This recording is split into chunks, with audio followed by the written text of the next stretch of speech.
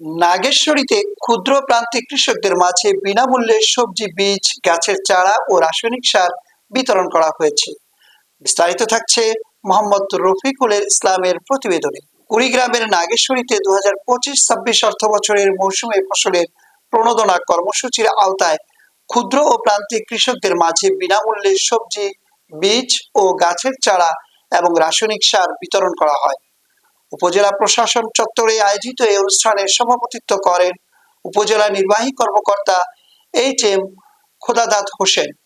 কৃষি সম্প্রসারণ অধিদপ্তরের উদ্যোগে কৃষকদের মাঝে গাছের চারা, লেবুর চারা, সবজির বীজ ও রাসায়নিক সার বিতরণ করা হয়।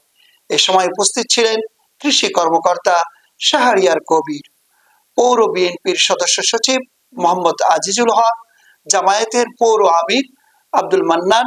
উপজেলা নির্বাহী কর্মকর্তা বলেন, প্রধানমন্ত্রীর নির্দেশনায় ক্ষুদ্র প্রান্তিক কৃষকদের স্বাবলম্বী করতে সরকারের এই ধারাবাহিক সহায়তা অব্যাহত থাকবে বলে জানান।